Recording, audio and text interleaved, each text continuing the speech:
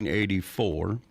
And it was nothing but, it was a big shed. It was 77 picnic tables. It held 860 people. And so doing so, I was able to bring some stars in. And I always, my dream was never to go to Nashville and play country music, but to bring Nashville up to North Idaho. And so yeah, hometown, you have some pride in your hometown. It's like if they could do it in Nashville, we could do it here.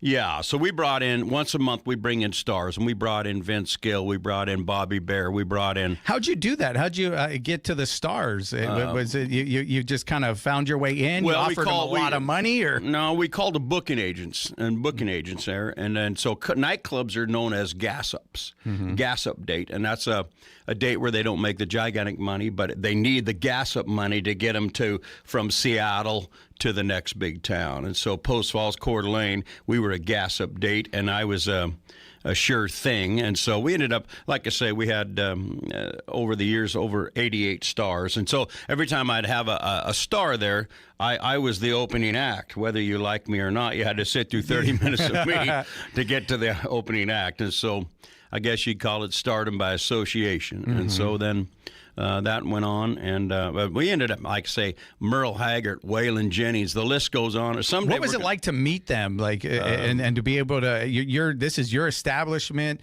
Was there any specific star that you were really taken back? Somebody that you really wanted to meet, or? I think Merle Haggard. Merle was my just a legend, you know. And when meeting Merle and meeting the stars, the real solid country stars were absolutely so polite. You know, most 99% of all the country stars were super nice and polite, and they knew it was my dream, and they were helping me get along there. Our first star was Michael Martin Murphy. Okay, she ran Calling Wildfire, and he was so polite, and they were just courteous as we were starting out and fumbling along. And and it was a dream, but they were just absolutely. And you mentioned the gas up. You're a gas up. Now, did you know that going into it? Was that part of it? Because, and the reason why I ask is because that's how I got into the promotions business. The same exact thing was because I would see people that have these big tour bus, and they would go to a gas station, and it's like, wow, that person's traveling through Yuma. They're stopping at a gas station. And so I could start something, because we're 2.5 from San Diego, 2.5 from Phoenix, we're 4.5 from Tucson, 4.5 from Vegas. People are driving through. So I started my own promotions company, and I told them exactly, you want to get some gas money? Come over here, get some gas money, sell some merch. So did you know that going into it, or is that something you kind of learned? Well, we learned it as we went on. And then also radio. Radio is so important, because the radio station came in and teamed up with me, and I didn't know anything about radio or the power of it. But what the radio station came up with is they came up with what's called the Rising Star Concert Series. And so we did $5 tickets, and we would get stars literally for, they would almost sing for free, but the record companies would get them started. So we did a whole Rising Star. A couple of the Rising Stars we started out was a guy by the name of Blake Shelton for $5. I think I've heard of that name before. Yeah. I don't know where I've heard it, though. There. And another one was Vince Gill. And so those guys were, the Rising Star Concert Series was really big. Patty Loveless, the list goes on. But that's how, once a month, and to meet them all. And again, it was just an absolute dream come true. And then, after I'd been there 20 years, I wanted to do more things in my life. And I raised my daughter Cheyenne at that time, and stayed home and raised her. So you're saying you want to do more things? Was it like the bar life was kind of not becoming? Exactly. And how old are you at this point when you're saying like? I was 41. 41. Okay. 41 when I walked in there to the manager and my crew, and I said, "We're closing this June," and they just like that. I closed it down 100% and walked away from that nightclub, and it was the biggest club on the Western Coast. And it was absolutely a big deal. But June 26th of 2004, we closed it down and walked away. Was that like a difficult decision, or is it because you were like, I've had enough and I want to do something? I just wanted to go. I wanted to do everything. Every weekend for 20 years, you guys were out having fun. Everybody was out having fun on the lake. and I was in this bar for Friday and Saturday and the club was only open Friday and Saturday, but my whole life I gave up for 20 years, and so I just wanted to go fishing and traveling and play music, and so that's what we did. We closed it. And I took my name off it, and the reason I did that is because at the time before that, Mickey Gilley had sold his club, and they took the Mickey Gilley name, Gilley's, and there was quite a lawsuit fight, and they kind of ran it into the dirt a little bit, and I didn't want nobody taking the Kelly's name. And so I wanted full control of that. And so when I closed the bar down, and then I sold it. Mm-hmm. And today it's called Nashville North. I sold it to a young bass player of mine at the time by the name of Jeremy McComb. Oh, I think I've heard that name as well. And Jeremy McComb's first song was Wagon Wheel. Mm-hmm. And then later, and then Jeremy met Larry the Cable Guy when Larry the Cable Guy was in my club doing a show. And this Jeremy was 21 at the time, and him and Larry struck up a friendship, and Jeremy became Larry the Cable Guy's road manager. Mm. And went on the road with Larry from there. Mm-hmm. And then years later, I told Jeremy, I said, you should get the club and call it Nashville North, because Jeremy lives in Nashville, and he would bring the artists up. And that's what they do today, is they bring... it's still in existence today? Oh, absolutely. No, I'll play there. Nashville North, Post Falls, Idaho. Okay. It's big. I had a rodeo arena behind it. We had mechanical bull inside of it. It was a regular honky-tonk. And now but they do concerts there now. And, so Jeremy's had it, and then him and his best friend Bob opened it, and then Jeremy's actually sold his interest out right now, but they still run it, and I'll honky-tonk there, and coming up in May, I believe, second Saturday of May, I'll be back. I go back and play one time a year. There, okay. Once or twice. And did that help your decision, knowing that you were going to leave it in good hands with Jeremy? You said he was a bass player for you? Absolutely, yeah. Mm-hmm. And no, they've cleaned it up. I mean, by the time I was done with it, it was pretty rough. Mm-hmm. It was a rough roadhouse, but they've cleaned it up and everything, and it's just top notch. Yeah, right now, beautiful sound in there. They've had everybody playing there so far. So you mentioned that you were able to perform before these big artists go on, and people had to sit through it whether they liked it or not. I assume people started to like it, right? Yeah. At some point, there was that where you started to get fans of your own, right? Well, having the club, you got your fan base, and you stole everything from them Nashville acts that you could and put it into your show. And that's what you probably see today when I take stage, is that a little bit of everything, And at the time, we went broke in the late 80s. I went broke there, and we were going to close it. And that's the time that Alan Jackson and Garth Brooks came along, and country became so popular in 1990 that it pulled us into the black, and it just made us go, the Brooks and Dunn and all that. So. Yeah, and then we opened for acts out on the road, and we still do that. We've opened out on the road. We've opened for Sawyer Brown and George Jones and all that, and we travel and open up for people around the Northwest. So you're doing that. So then at that time, are you also?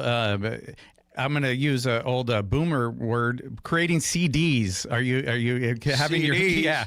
Are you having CDs that you're putting out? Your own music. Are you in the recording studio is what I'm asking. No, we were absolutely. We started my first writing songs is I started, like I say, in a little club at the age of 14. In Idaho, you get your daylight driver's license at 14, and there were jam sessions, and I went out to this jam session in a little club. And my family showed up, and the place held about 30 people. And evidently, my funny story is, I think my family drank the place dry because the guy offered me $30 a weekend to come back and bring my family. And so that started when I was in the 9th grade in Post Falls, and I had a gig at 14 years old. And so once I did that, there was no doubt that was what I wanted to do. So So then you said 2004 that's when you closed it down in June, and you wanted to do other stuff. You had a family. When did you say that you want to take it back on the road, and what made that decision to go out and do that? Well, there was never a decision to stop playing. So okay, it was my band stayed together. Band's together. Okay. My band's been together forever. So there's never been never. I'll do this till I can't. You just wanted to get your weekends back, and like you said, go fishing. Freedom. Freedom. and some lifestyle changes at the time. I started going to church in '05. And that was a big decision of mine. I think God had something to do with me closing the bar down. That was huge. And just get out and do what's right, and loving on people and playing we do still today. We do all the fairs and festivals and all around the North Idaho area and into Montana. We do that stuff. Yeah. So then, what do you think was kind of the key to your success to be able to go over there and do a lot of these venues on your own with your own band?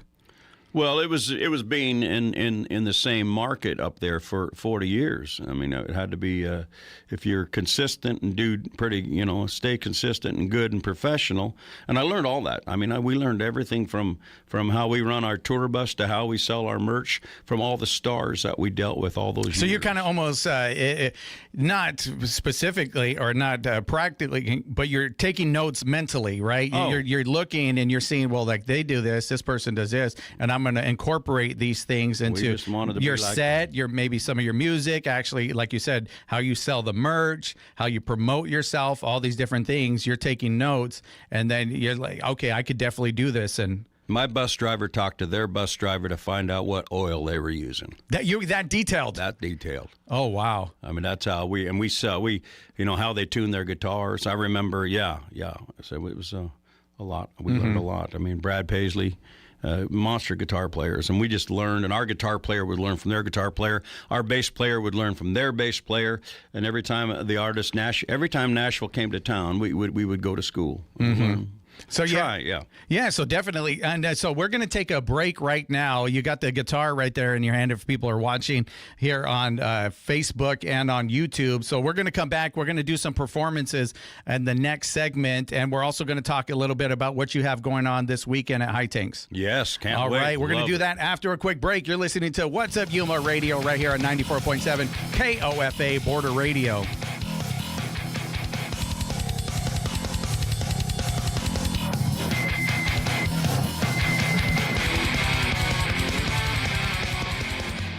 The Yuma County Library District provides activities and resources at its branches for people of all ages. Events include story time, citizenship classes, bilingual programs, crafts, author talks, and more. For more information about the activities and calendar of events, plus other in-person and online resources, visit yumalibrary.org. You are tuned to 94.7 FM KOFA Border Radio. I'm Cecilia Holland-Braithwaite from the KEWC Newsroom. It'll be a mostly sunny day in Yuma with an afternoon high of 68 degrees. Breezy as winds out of the southwest at 10 to 15 miles per hour could gust up to 25. Mostly clear skies tonight with a low around 46. Arizona Senate Republicans advanced a ballot measure to require proof of ID for Arizonans who vote by mail. Details online at KEWC.org. I'm Maria Hinojosa. Next time on Latino USA, I sit down with French-Chilean rapper Ana Tijoux, whose music has spanned decades and become a soundtrack for resistance across the globe. And the only way that we can fight a system, whatever, is to knowing about politics, to understand how it works, and that's affect all of us. That's next time on Latino USA. Sunday mornings at 10 a.m. on KOFA Border Radio 94.7 FM.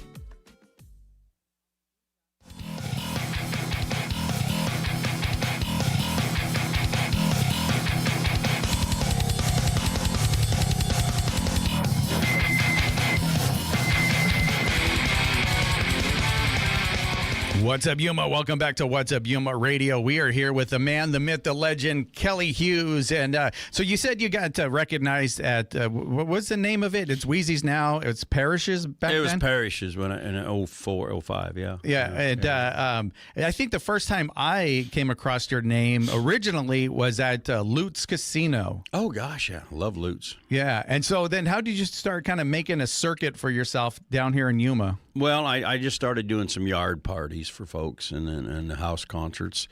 and everything like that. And then I met a guy named Oscar who told me about, and he worked for Hank, who built the foothills, and he told me about this tree they go to, the party tree. They go to out there on full moon. Full moon, you got to go out there.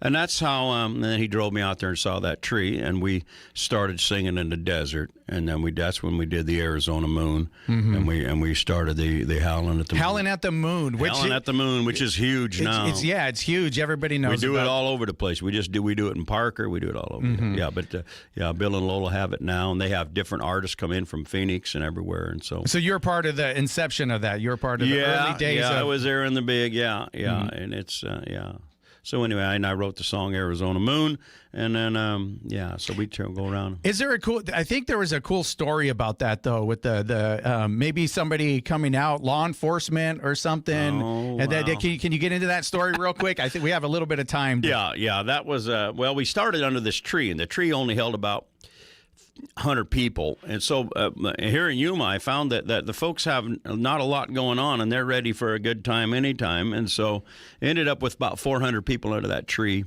and I needed a bigger area, and so I decided that we would move it down onto BLM land, and we went down there, and I had 700 people with me. 700 people. 700 people decided to follow you from and a I got tree. one speaker, a Honda generator, and I'm standing out there by myself singing to these people, and up come the police trucks show up, and they go, "What are you people doing?" And I said, "We're howling at the moon, sir." And anyway, they didn't believe me. "What are you really doing?" And I wanted to tell him my favorite line of all time. I said, I want to tell him I run a senior daycare, and we're on a field trip. There you go. That's where it comes from. He said you got to have a permit. Everybody had to have a permit. So he was real nice anyway. And we moved it back down to where it was there off of 48th. In the foothills. We moved it back down there, and then Bill and Lola stepped in because I'm not a great promoter. They stepped in and put in all the parking lines and got all the camping organized, and they took it to the next level. But it was a great time there, and so now and we do I do a full moon out at the date farm. Yep. Yeah, and love that, man. High Tanks Brewing and all that, and that's what you have coming up this Saturday, right? Absolutely. I'm going to be out to let everybody know about that. And I think there's like $1 goes to something if they purchase a beer. They're giving money to the veterans, $1 off of each beer, a certain kind or whatever, and we're giving money to the veterans. I will start playing at 3 o'clock. I get there early. You bring your chairs in. You don't bring in food or drink, and because they got all that now, and they're brewing their own amazing date beer and everything, and they got date shakes, and it's open for all ages, no cover charge. Come on out, bring your chairs. I'll start at 3. And then I go to 5, and then I think there's somebody else coming on after me that night. Yeah. I heard that. That's at obviously our sponsor, High Tanks Brewing Company and Naked Date Farm. And I remember the first time I went out there and I saw the crowd that you draw. It seems like almost anywhere you go, those 700 people for how long has been following you and get really excited. And you have this senior daycare, and they get up and they dance. Everybody, it's like a movement. Well, dancing in the desert, yeah. I don't know about the senior daycare. Yeah, I know that's just I funny, don't know if they like me calling. I don't know. I know, but it's a lot of fun, and that's what it looks like when it looks like a senior kegger with real seniors. So, but no, they're out there. They're having a great time. Enjoying themselves, and you're able to provide that for them. And you kind of do like a call and response thing. You get them up and you get them moving. Yeah, I think that's you do the hokey pokey or something. I don't know. Well, geez, you're gonna give away my show. Yeah. Oh no. Okay. No, we do it. We do whatever, and that's what you did in the bar in the club business. You either put on a show, or they're gonna get up and go to another club, and so that's where we learned it all. But I mean, they're including the crowd, and the crowd is the show. I mean, they make the show, and again, we always we like to be a patriotic and sing our song "Let Freedom Ring." And stuff like that, and give the glory where glory needs to go. So, how many songs could you do for us? We got about let's see, about 8 minutes or so. What 8 songs? minutes? Yeah, what do you want to do? Well, let's do. Let's start off with the first one of that I wrote about everybody down here, and this is Arizona Moon. I wrote this one, and it's just about howling at the moon. And then we can do Let Freedom Ring, maybe, and then we'll do a brand new one we got called Dancing in the Desert. Let's do it. So, do chiggy do, chiggy do, chiggy do, do chiggy do, chiggy do, chiggy do. Well, it happens once a month when the sun goes down. There's a party tree at the end of town. People show up in a late afternoon. They wanna howl at the Arizona moon. Arizona moon, Arizona moon. Oh, Oscar gets as crazy as a loon, dancing underneath that Arizona moon. Do chicky do, chicky do, chicky do. Do chicky do, chicky do, chicky do. Well, the colors on the mountains are pretty as can be. That's something you just gotta see. People come from miles around, waiting for that old sun to go down. Arizona moon, Arizona moon. Old Oscar gets as crazy as a loon. He's dancing underneath that Arizona moon. Do chicky do, chicky do, chicky do. Do chicky do, chicky do, chicky do. And I say, Idaho people, I wrote this verse for you. Up in Idaho when it starts to snow, that's when I'll get ready to go. I get in the bus, put the hammer down. I want to see the lights of this Yuma town. Arizona moon, Arizona moon. I hope to see you all real soon. We'll meet underneath that Arizona moon. Do chicky do, chicky do, chicky do. Do chicky do, chicky do, chicky. Somebody howl. Woo! All right. Little Arizona moon. Yep. And then what's our next one? You said Freedom Ring? Or what? Freedom Ring. This is the one, and I dedicate this song to all of our veterans out there and all of our military folks. I wrote this song after we had, during COVID, and the country was in a weird time, and there was separation in the country. And the folks that I work with started a thing to get together in the field, and so we could get non-political. And they got a permit for 250 people in this field in Helena, Montana. And I showed up there, and they only had one rule. They didn't want no politics, no Biden, no Trump flags or nothing. They only wanted to fly one flag and honor that flag, and that's our American flag. And so that night, when I walked on stage, there was not 250 people there. There were 7,000 people in that field holding American flags. And these times, I just want to, in my show, I want us all to come together and stand up for our American flag and for what it stands for. And then we'll make the right decisions. You know, our American flag is hanging low. Our country's split. The folks don't know which way to go. And I can't believe anything on TV. So in the end, it's up to you and me. So here tonight, I make a stand that we fly this flag across this land. And with one voice, let's all sing.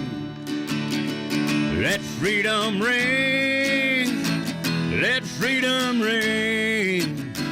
I wave this flag for those that gave their lives, for standing up for what is right. And oh God, we need you today. Yes, Lord, keep our country safe. So here tonight, I make a stand that we fly this flag across this land. And with one voice, let's all sing. Let freedom ring, let freedom ring. You know, it must have been something the first time our flag ever flew. And I wonder if our forefathers only knew all the troubles that we'd be in. And if they did, would they do it all again? So here tonight, Let's make a stand to fly our flag across this land. And with one voice, let's all sing. Let freedom ring. Let freedom ring. Let freedom ring. Let freedom ring. Let freedom ring from Arizona today. All right. God bless America. All right. Then now we're going to do a new one, right? Well, You this said- is the new one. This will be the High Tanks Brewing song. Okay. This will be this is what when I look out and see the crowds, I get inspired from what I see. And this is what it looks like in Yuma, Arizona. And so we did the howling, but we don't do the full moon parties now. We do a thing called dancing in the desert. That way we can go out any day of the week, of the month, and dance in the desert. So.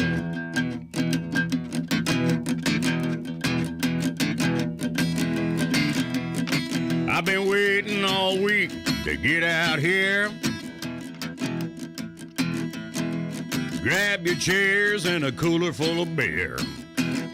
Yeah. Get in the Jeep or the side by side. Sit down, hang on, and get ready to ride. We're going to the desert for some redneck fun. We're gonna do a little dancing in the Arizona sun. We're dancing in the desert. We're dancing in the desert. Oh, dancing in the desert now, here we go. Dancing in the desert to a dude from Idaho. Dancing in the desert, the Arizona desert. Dancing in the desert. Hey, feel the desert moving underneath your feet. Come on, you all, and get out of your seat. Everybody knows old Big Hat Jam. He don't move his feet, but he still moves his hands. He's dancing in the desert. Oh, he's dancing in the desert. Oh, he's dancing in the desert now. Here we go. Dancing in the desert to a dude from Idaho. Dancing in the desert, the Arizona desert. Dancing in the desert. I've been waiting all week to get out here. Grab your chairs and a cooler full of beer.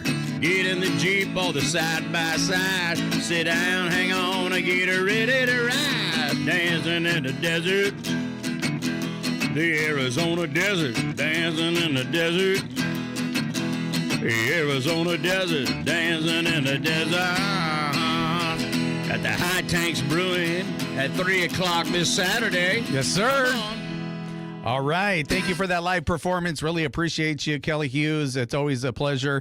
And you have some more shows after this. So how do people find out more information, where you're going to be playing at? Perfect. You check us out on Kelly Hughes Band at Facebook. On Facebook at Kelly Hughes Band, we post our whole schedule everywhere we're playing at down here. So we will post all of that. And I post where I'm going to be out in the Northwest and when we start our North Idaho tour and all that back up. But thank you for having me today. Yeah, absolutely. Man, And- beautiful studio. Oh, yeah. They spoil me here. It's Man, pretty this cool. college is unbelievable. Yeah, Yes, yeah. sir. Oh, it's the first time here at the college, even? Yeah. Oh, wow. Yeah, we Yeah. got to get you to perform out here. I would love to play out Somebody, here. let's make it happen. Let's We're going to get do it that. on. And yeah, one more time, that's going to be this Saturday at High Tanks Brewing over there at Naked Date Farm. You can find out more on their website, hightanks.com. And he's going to be starting at 3 o'clock. And with that, it's time for a break. We'll be back with Jessica Smith. She's a softball pitcher right here at AWC, and she's got some pretty good accolades, and they're only 4 weeks into their season.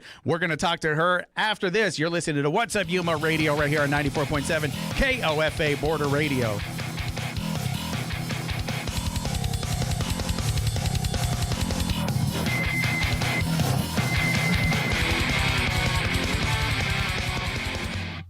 KAWC and Border Radio are sponsors of the Village Jazz Series, with concerts starting at 6 every Thursday evening at Yuma Palms Regional Center through April 30th. This week, vocal and instrumental duo Jason and Elle will present a diverse array of styles. Guests should bring their own seating. Details under Village Jazz at yumajazz.com. Welcome to KAWC's The Hotspot. I'm Chloe Michael. And I'm Maya Manry. This week, in honor of Cupid's Day, we explore love in Yuma. The good, the bad, the ugly, and the anti. From drag to music to burlesque. And I wanted to bring that to Yuma. I thought it'd be something special. The show is available as a podcast or online at kawc.org under the shows tab. Bringing the heat to Yuma and La Paz, it's The Hotspot. What's Up Yuma is sponsored by High Tanks Brewing Company, crafted in Welton, inspired by the desert, offering scratch-made food, handcrafted beers, live music, and experiences like farm tours and glamping. Location information, the schedule of events, and details on the range of options to be enjoyed are at hightanks.com. For KAWC News in Yuma, I'm Victor Calderon. The Yuma City Council will have some new faces next year. Candidates are currently collecting signatures to qualify for the ballot. The number of signatures needed is based on registered voters from the previous election. Since the 2024 presidential election saw a record high turnout, the number of signatures needed for Yuma candidates is 998. Candidates have until March 23rd to submit signatures. Carol Smith is the only incumbent council member running for re-election. There's still work to be done that I'd like to be a part of. I've found that this is an incredible council right now. We work really well together. Among the new candidates running is Ron Van Wy. He spent his career in law enforcement. But I can definitely have a voice for the people that may not have that voice, And one thing that I've always said through my whole entire campaign is that I may not be able to do it better. I'm not saying I can do it better, but I can say I can do it different. Stay tuned to KAWC to hear more from these candidates. For KAWC News, I'm Victor Calderon. I'm Public Radio Runner. Join me for Bonus Smiles, the show sharing the stories and playlists that fuel runners. Why? Because the rando cheering you on at a mile 77 aid station is the same kind of person who supports local public radio. Join us every Saturday at 5 a.m. on KOFA at 94.7 FM for stories that soothe and jams that power long runs. I'm Mike Suba, and I'm a big supporter of KAWC. You're getting a great source of information about our community, about the people that are working and living here, and you start going, you know what, this is really a valued service. And that's the great thing, is you've got a partnership here. And I'm a big believer in partnerships because the one thing I realized early on in life, I can maybe do a lot of stuff on a very limited basis, but when I start partnering up, it's amazing what we can do when we pool our resources. And so I hope that when people are listening to the station, enjoying the news broadcasts and the entertainment shows that are being presented, that they realize that you're not only the end user and enjoying what's being broadcast to you, but it can be a partnership too, where you can participate like I've discovered I can do and help get this service, enhance it, and provide even better programming. I'm Mike Suba, and I support KAWC.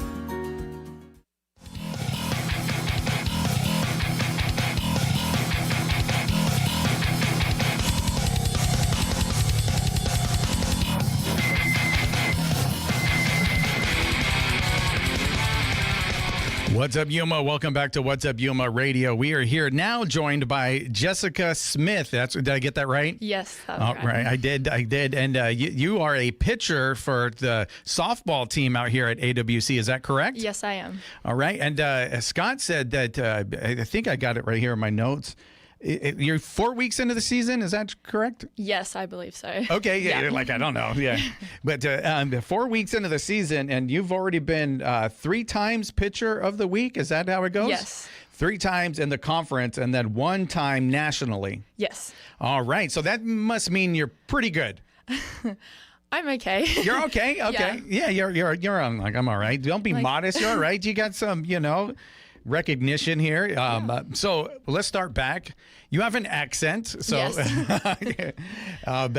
Where are you from originally, Jessica? So I'm from Sydney, Australia. Sydney, Australia. Yeah. And so when I think Australia, I think Sydney. So is that like the biggest place over there or what? It's one of the main places that people think of. Mm-hmm. And we have a lot of landmarks that are very well known. So I would say if someone thinks of Australia, they think of Sydney. Yeah. So Sydney right comes to my mind right away. So you're from there. Is that it's a big, what is that? So is Sydney, is that a state, a city, or I know nothing. So you're going to educate me right now. Well, Sydney is, it's just a city within the state that I live in. So I live in New South Wales, which is one state. Okay. And so Sydney is the city of that state. City. Okay, it's a city. Sydney is a city. Okay, there we go. Inside of there, and so is it a pretty big place? Is it like a type of New York type of place, a LA type? I believe so. Yeah, it's very big. We have a lot of high-rise buildings. It's like a lot of beaches and like there's a harbour that comes in. So it's a very big place. So I live in like the suburbs around Sydney. So it expands quite a bit out from just the main part of the city. Born and raised there? Yes. Oh, okay. And so was there a culture shock coming over here to Yuma then? It was definitely, yeah. It was just, everything's very different. Even just like some of the words that you guys say that it's like I say differently, but it's the same thing. Oh, so do you have any of those that come to your head right now? Actually, yesterday at practice, I was running the bases and I got like gassed, like we say puffed out, like I got puffed out, short of breath. Yeah. And I say I got puffed out, and then my coach is just like, I get puffed out, and like he's like, that's not what we say. Oh, okay. But you said the right word a minute ago, gassed. Yes. Did you learn that? Yes. My teammate's just like, what does puffed out mean? And Yeah. I'm just like out of breath and like, oh, so you're gassed. I'm like, yeah. Okay. So then learning that, any other ones come to your mind? This is cool. I'm going to just learn right now some of those things. So puffed out, you would normally say you're out of breath. You go over there. Now you'll know you're gassed. Yeah. Any other ones? One is a food, so you'd call it like peppers, but we call them capsicums. Capsicums? Yes. So for a pepper? Yeah. Right. Okay. Like a jalapeno type or something? No, like the bell peppers, I Like think. a bell pepper. Yes. Oh, gotcha. Okay. Yeah. So you come over here kind of learning that. What about since Yuma's not a big city at all, is that something that's maybe refreshing when you got here? I do like it. Like I'm used to very busy, like a lot of people around always, but like Yuma's, well, I was in Missouri last year actually at a different school, and that was very country as well, but Yuma's a lot more isolated than that, I think. So it's very different, but it's like you're very close with all the people you see every day because it's a very small community. So you were a freshman over there? Yes. And so you're a sophomore here. So Yes. that's as far as you get here, right? This is your last year here. So how long have you been playing softball? I think I've been playing for like 12 years since I was 10, 11 years old. Okay. Yeah, so I've been playing for a while, but college has always kind of been a dream of mine to come over. So you're young. Softball, how'd you get into it? Your parents? Is that something? It was actually my older sister. Your older sister? Yeah. Okay. Any sport she did, I kind of followed, and she played softball first, and all her coaches are like, you should come play. And then I played. She doesn't play anymore, so I must have been better. Not must have been. Yeah, obviously you are. So your sister, maybe, hopefully she's not listening and she didn't hear that. But no, so you stuck with it. Yeah. She's not playing. Did she go to college? Did she do it? She went to university back home in Australia. Back home? Okay. Yeah. But so you're doing that. Did you love it right away? Was it something you kind of took to? You said your sister got you into it, but you stayed with it. Is it because, like I said, is it something that you kind of naturally were leaning into because you were good, or you just kind of loved being out there? I loved just being outdoors and playing sport. I played a lot of sport growing up, and that was like my parents helped me with that. But softball was just kind of one that I stuck with because I just enjoyed it a lot, especially finding like pitching, just learning how to just always be on the field a lot more and just pitching. It's like so many skills that you can just continue to develop, and it kind of just drew me in. It's what I love about it. Mm-hmm. So then, is it a big sport over there in Australia? Not compared to the US, no. No, it's very small. It's really small. Yes. Oh, okay. So and you said to the US, so like it's obviously there's like slow pitch, right? And that's not what you do, but here it's slow pitch is very popular. I don't know if you know that here with a lot of old guys that like to just go drink. And then I used to when I played softball, the only thing I would do was run for the old fat guys that couldn't run. I was the runner, pinch runner. I forget the name for it, but they just like to go out and drink and hit the ball, and then I would do all the running for them. That was my limited, but it's really popular here and people enjoy it. But you said not as popular in Australia, huh? No. It's like we don't play it in like school and college over there. It's kind of just outside like travel ball teams. So you can play it from like up until like you're 80 years old. Like I've played just like my club teams with like 50, 60-year-old women, and they just have played it their whole lives, but just like at a club travel level. So like it's very small, but like you can play a lot longer over there, and it's just more fun. Like you can choose to play for your state, your country, but you can also just play it for fun and drink. And Oh yeah, as there you you get go. older, just do what you want. Just kind of enjoy yourself. So but what is popular in Australia? What sports are really? Is it soccer like everybody else in the world? Soccer is very big. We also have a sport called netball. Netball. Yes. Okay. Okay. I'm assuming that it has to do with a net and a ball. Yes, it's kind of like basketball, but there's no backboard. And when you get the ball, you can't move. Like you can't. So you can only, once you get the ball, you throw it to like other people. So you can't dribble or anything? Oh, okay. So. Yeah, it's mainly a women's sport, but it's very becoming mixed and like both men and women. So did you play netball? Yes. Oh, how'd you do when you were a netballer? I was good at younger ages, and then a lot of the taller girls, because you have to be very tall, I kind of grew out of it and played softball more. But I was very interested in netball at the young ages because we played that a lot in school. So it was just kind of everyone played netball, so you did it just as a social thing. And you said that's a women thing. So what's like a big sport besides that for both men and women? Soccer's just very soccer. It's both soccer. Men and women, and then we also have rugby league. Rugby. Yes. Yeah, I think I've seen rugby. It seems a little more tough than American football. Yeah. I don't know. I don't think they're out there with the same padding as American football. Is that what I'm thinking about? Yeah. So there's no padding. It's just straight tackling, skin on skin. Did you ever do that? I played. So we have rugby league, and then we have Australian rules football, which they're very different, but it's like you still tackle each other, no padding. So I played Australian rules football, but there was a lot of injuries, and my parents kind of like, if you're playing softball, we don't want any injuries. Yeah, you got to pick, right? You don't want to get injured out there. And it sounds like if there's not great padding, injuries are probably, like you said, pretty prevalent. I think so, yeah. Like I'm not an expert at it, but from what I saw, and don't want to do that. So, but then you stuck with softball. So you said it wasn't in school though. You didn't get to play like at high school or anything like that. So you play a lot of sports in school, but you just play against other schools in your area. But then they don't have a softball team at your high school. No. Yeah. So it's not like you play in school, but it's not like you're playing to like get picked up in college or anything. Like it's just kind of for fun. Yeah. And then a lot of like if you want to seriously develop in that sport, you play outside of school and join like your local club. Yeah. And so you obviously did that. You joined your local club.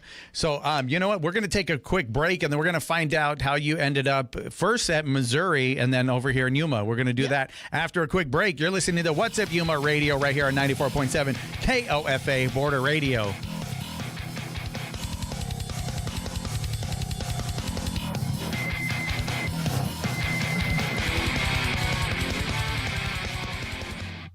Blood services provider Vitalant is hosting blood drives at Yuma locations on an ongoing basis. Daily personal emergencies and ongoing medical needs of thousands of patients require a constant and ready blood supply. Donations of all blood types, especially O, are needed. Locations, dates, and appointments at donors.vitalant.org. From KAWC, this is Siendo Primero. I'm Melanie Ruiz Lopez. And I'm Sajay Barcenas. In this new episode, we'll be talking about first-generation students.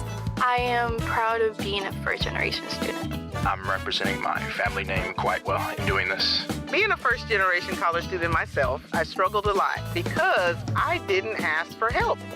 A new energy with the same mission. To give students a voice. There's a winter storm warning remaining in effect in Flagstaff. Heavy snow is expected to accumulate between 1 and 6 inches, winds gusting as high as 55 miles per hour. The afternoon high is near 33, the evening low around 21. Prescott also has a winter weather advisory in effect. Snow is expected to accumulate up to 5 inches with winds gusting up to 50 miles per hour. The afternoon high will be about 42 degrees, the evening low around 26. This is folk singer Michael Jonathan. Put your seatbelts on for this one. On Wood Songs this week, boogie woogie piano player from France, Henry Herbert, and from Austin, a wonderful singer-songwriter, Taylor Ray, plus an amazing Wood Songs kid. Tune in right here for this week's broadcast of the Wood Songs Old Time Radio Hour. Tuesday evening at 7 on KOFA Border Radio 94.7 FM. If you're tired of listening to long commercials before finally hearing music, look no further. We've got you covered. Whether you're searching on your radio, trying to find an app to play some tunes, or need background music playing on your computer while finishing up some work, KOFA Border Radio is your non-commercial place for music. If you are in the process of planning for your estate, please consider including KAWC, KOFA, and other charitable organizations in your will or trust. Gifts to nonprofit organizations in your estate planning can help continue your connection to the causes that are important to you. For information, call us at 877-838-5292.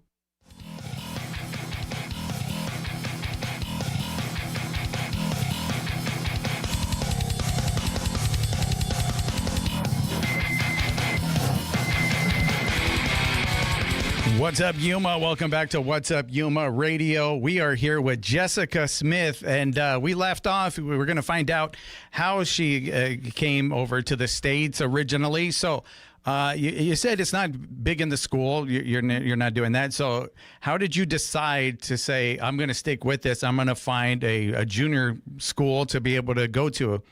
Well, I really didn't know what I wanted to do career-wise in school, so I knew softball was my passion, and it was just a no-brainer. If I could come over here, still get an education and play softball, it was just something I wanted to do. And a lot of the older girls I played with have come over, and so there's already been people that you've seen kind of come over here to the States and do it, and like you said, you followed in your sister's footsteps. You've seen other people, and you're kind of I can follow in those footsteps as well. Yeah, they've only had good stuff to say when they come over here and play, and it's just because it's so big over here, it's a completely different softball world. So it was just great to be able to have the opportunity to come over and play softball. So what do you study? What is your objective, right? Do you want to be a famous softball player, or is there academics that you want to get into some field afterwards? Well, softball is if I could continue to play softball and maybe different pro leagues or something that would be a dream to go and do that. But also I need that education for a job further down the line. So so right now I'm just getting a general arts degree, but I want to get into business administration. Okay, but do you want to open up your own business at some point, or no, you're just trying to learn some general stuff about it and be able to fit in somewhere, get an admin or? Yeah, just admin, or maybe I was thinking of going into hospitality management within business and working for hotel or restaurant management, that I could use that to maybe travel as well and help me just wherever I want to go in the future. So you mentioned that. So traveling, it sounds is on your list. There's other places you want to see? You didn't see enough here when you came over here? I've definitely seen a lot, but I definitely want to still travel more. So I want to go to Europe. I want to go to Germany. I want to go to Scotland. There's so many different places I just want to see, and just different lifestyles and experiences. Okay, so then how'd you originally pick Missouri? It was just the coach I was talking to. He was very nice, and just leaving home, never being to the States and just picking up and leaving to go to college.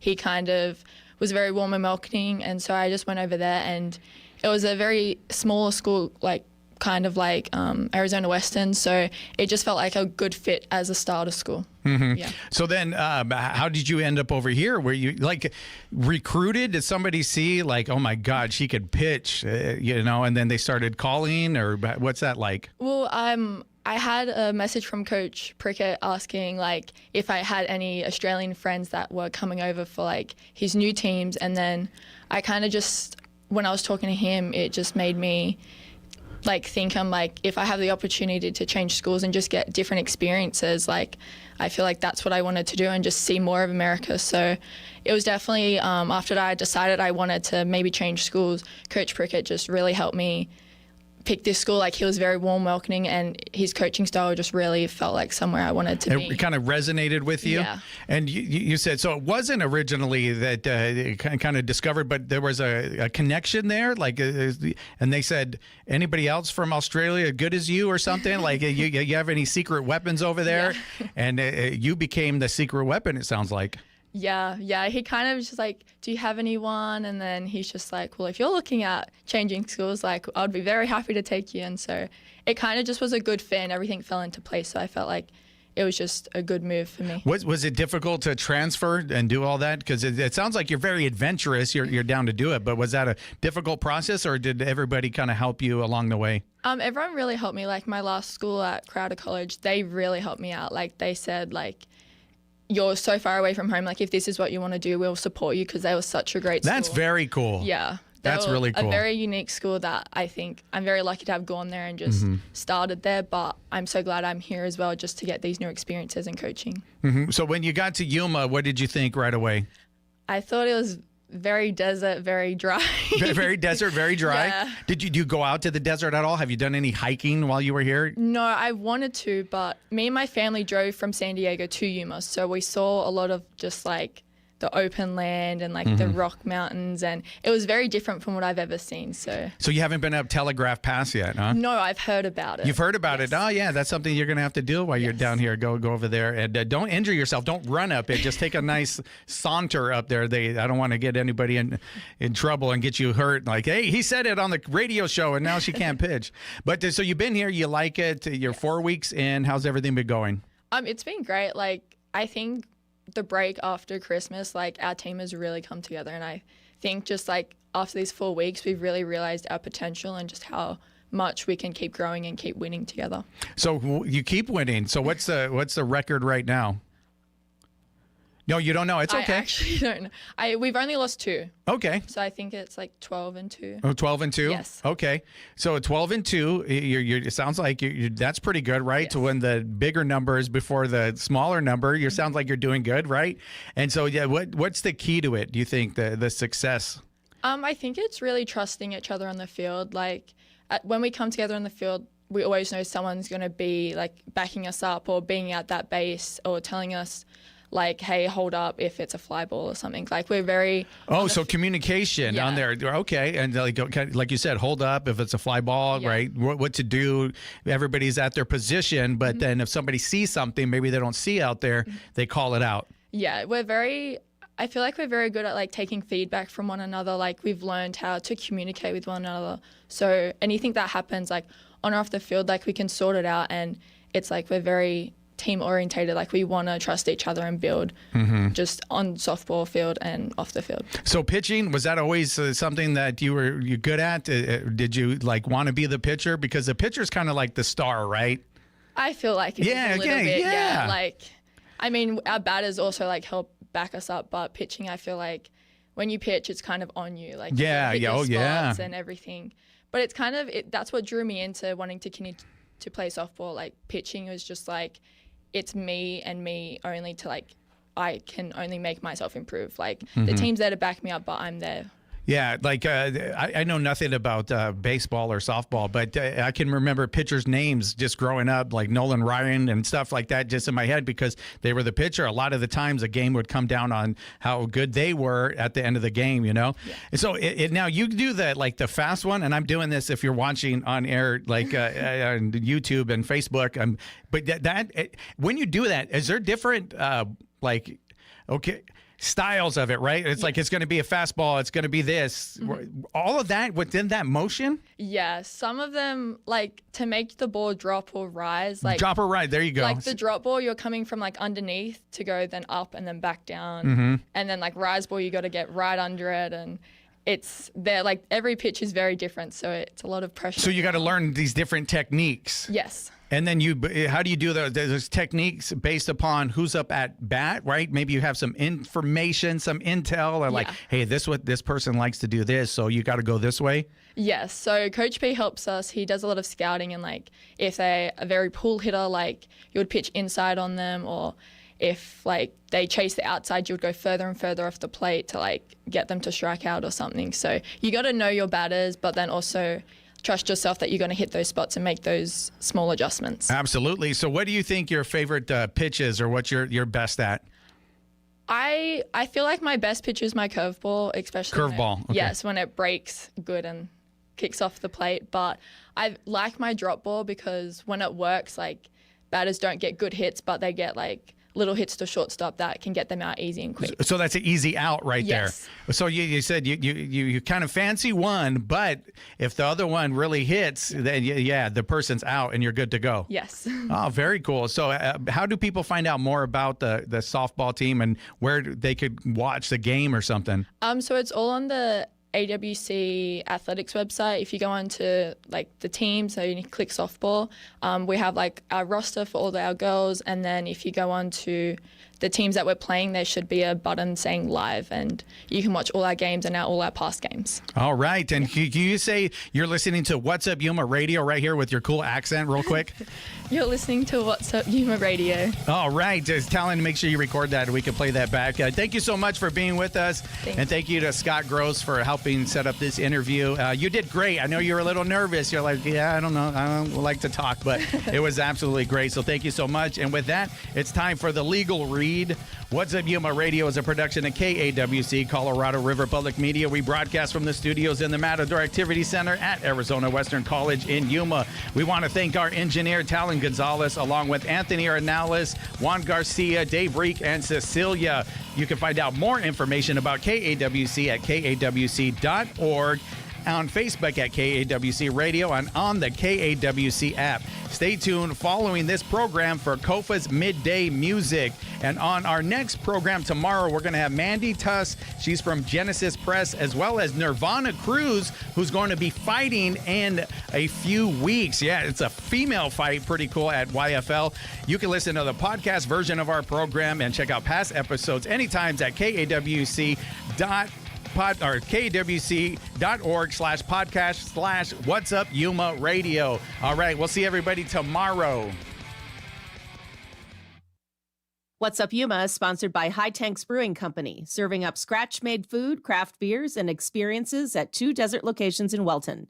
More at hightanks.com. You are tuned into KOFA Yuma Border Radio 94.7 FM and 1320 AM. We can also be heard with the KOFA app and at kawc.org. We have been a service of Arizona Western College since 1970. The AWC Foundation is accepting nominations for the Arizona Western College Hall of Fame through March 14th. The Hall of Fame honors alumni, faculty, and community leaders who have made significant contributions to the mission of the college or in service to the larger world. More at foundation.azwestern.edu.